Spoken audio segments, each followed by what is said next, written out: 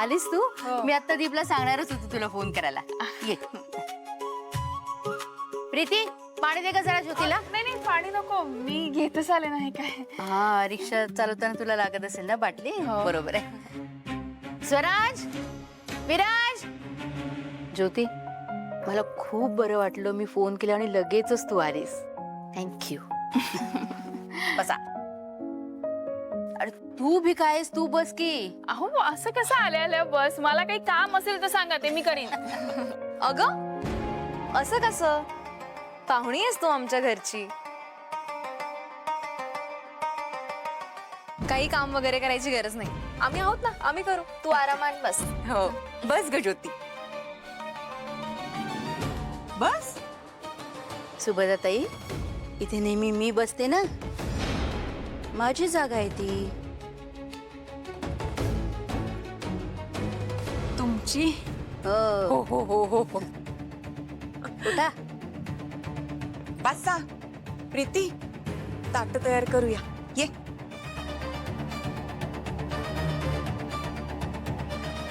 ज्योती, अगं उभी का, बस ना.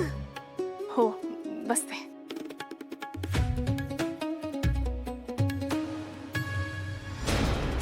या सुलोचनाचा ना काटाच काढायला हवा. त्या खुर्चीला काय सोनं लागले म्हणजे माझी जागा आहे ही. दादा, बाबा कुठे? अरे बाबांना दुकानातून यायला उशीर होणार आहे आणि जेवायला थांबू नका असं त्यांनी निरोप पाठवलाय. बर. हे नेहमीच आहे त्याचं. चिडला की दुकानामध्येच थांबून राहतो, घरीच येत नाही लवकर. नाही पण यावेळेला मीही मनधरणी करायला जाणार नाहीये त्याची. कळू दे त्याला, मी पण रागवले ते.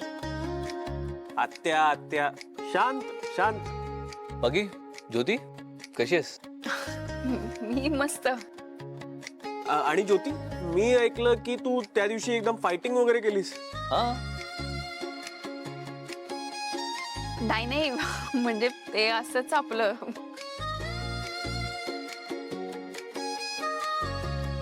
अगं ताई, काही मदत हवी आहे तर सांग, अगं मी खरंच येते. अगं म्हटलं ना मी, पाहुणी आहेस तू आमच्या घरची. अगं पाहुण्यासारखी वाग जरा, आरामात बस. आणि मी सून आहे अगं या घरची, हे सगळं करणं कर्तव्य आहे माझं. काळजी करू नकोस, मी करते.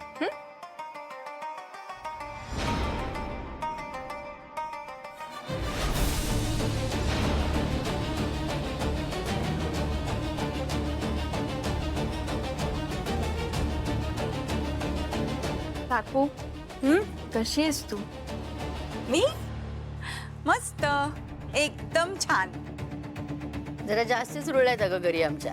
हो ना, गट्टीत जमली आमची, नाही का? हो तर, ते काय विचारता. नाही, मी काळजीपोटीच विचारलं.